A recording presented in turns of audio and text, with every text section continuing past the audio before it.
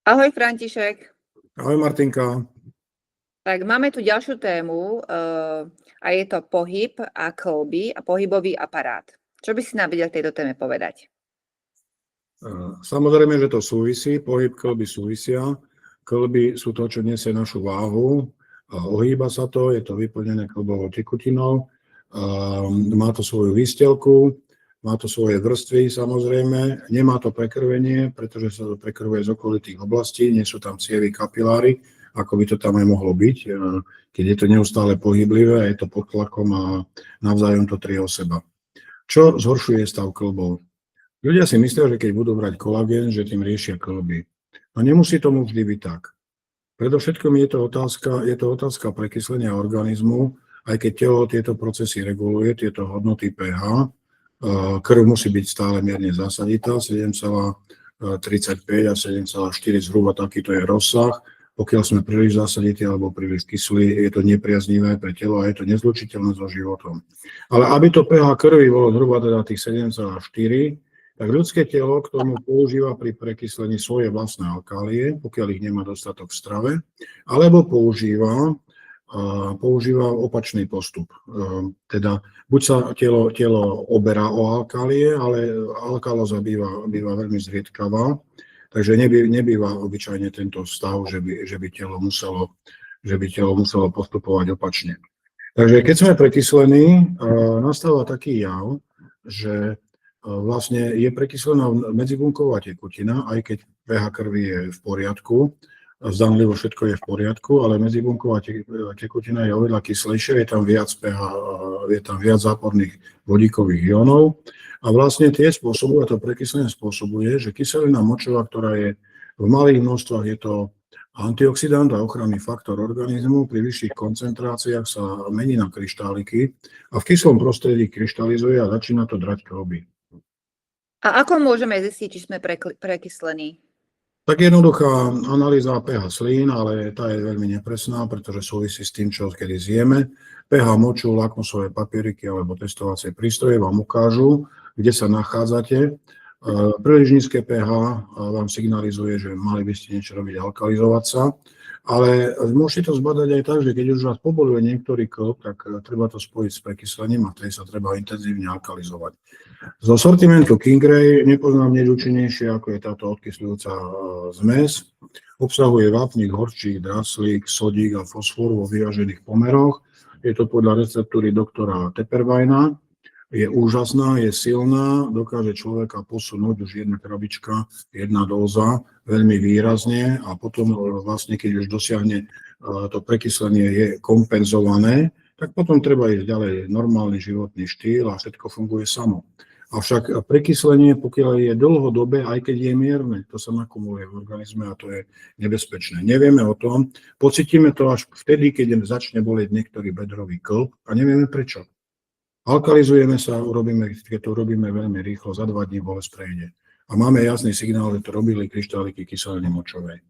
Takže aby fungovali ktorékoľvek produkty, ktoré budete používať, kolagény a všetky tieto veci, aby sa nerozbili na kompenzáciu prekyslenia, tak najprv sa aj treba alkalizovať a tak začať niečo používať. No na to napríklad môžeme doporučiť rôzne kolagénové produkty, máme na stránke, Joint Support, Max napríklad, glukozamín, chondroitín, kyselina hyaluronová, samozrejme kolagén potrebuje aj vitamín C a k tomu už podporný produkt, doplnkový je, hneď ti dám slovo, King Joint Max, ktorý synergicky doplňa tento produkt. Takže je to navrhnuté tak, aby bola čo najväčšia plejada prvkov, vitamínov, minerálov, antioxidantov a kolagénových peptidov, aby to splnilo svoj efekt. Takže pokiaľ je človek prekyslený, tak nemá zmysel užívať vysoké dávky kolagénu a kyseliny hyaluronovej.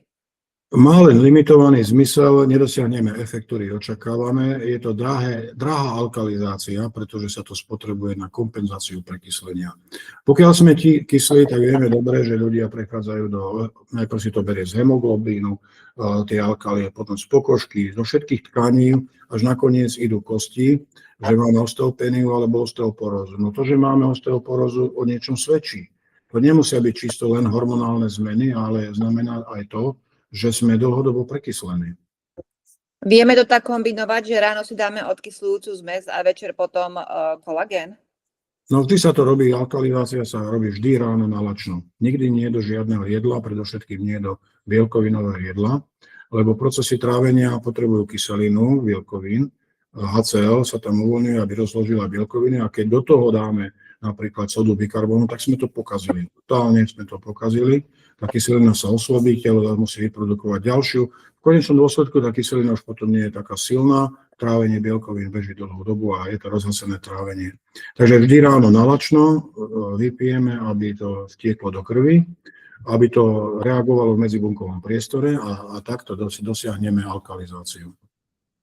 A existujú aj nejaké prístroje, ktoré vieme používať pri bolesti klbov? Áno, všetky fototerapeutické prístroje fungujú. Predovšetkým infraprístroje lokálne, a to sú lasery držané v ruke, tak vibrujú molekulami vody.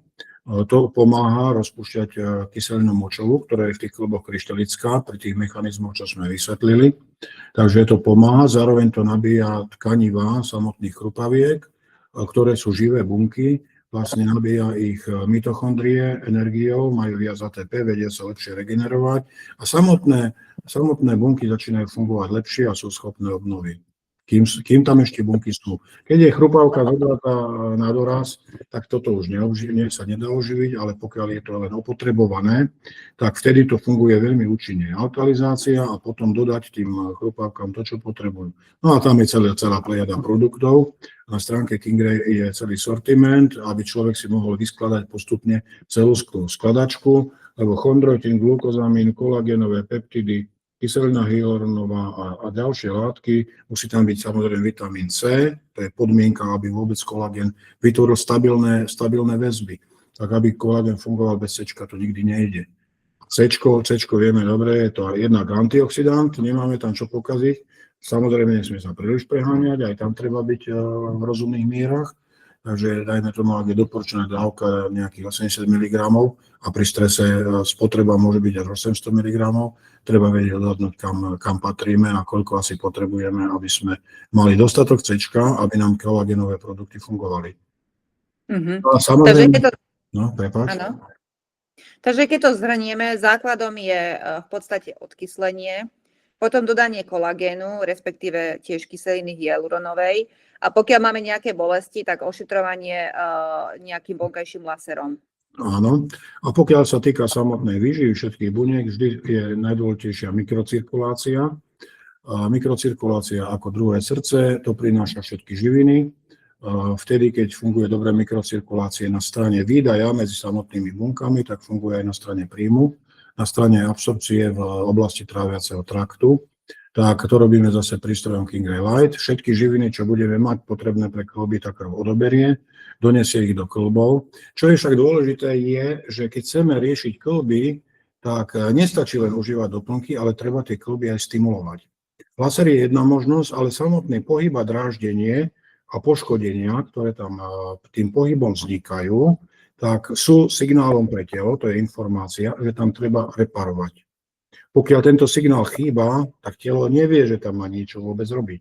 Takže je dôležité teda trošku vyvolávať dráždenie a poškodenia, ale takto športovci budujú svoju svalovú hmotu, takto sa vedia regenerovať teda aj kĺby. Tak spojiť všetky nástroje. Vnútorná výživa, to robí krv a robia to komponenty, ktoré dodáme do tráviaceho traktu, to sa roznesie na správne miesta. Potom tá vonkajšia stimulácia, samotný pohyb. Keď máme veľmi veľké bolesti, tak ideme na to opatrne a postupne, ako si dávkujeme tie produkty, tak si dávkujeme postupne aj ten pohyb a ako bolesti ustupujú. Keď treba protizápalové produkty, siahneme aj po nich. Netreba sa toho báť, ale treba to riešiť tak, aby tam podľa možností nebol zápal, lebo zápaly tiež by sa nemali prehrievať ani žiadnymi tepelnými zdrojmi a v tom prípade niekedy aj vonkajší laser môže byť trošku kontraproduktívny, ale keď sa zápal potlačí, tak potom je zase naopak veľmi na užitok. Ďakujem veľmi pekne za informácie. Prosím, videli ste, že je to komplikovaná téma, no ale každý si musí nájsť svoj postup a svoj recept. Určite áno. Ďakujeme. Dovidenia, do počutia. Dovidenia. Tak ešte dačo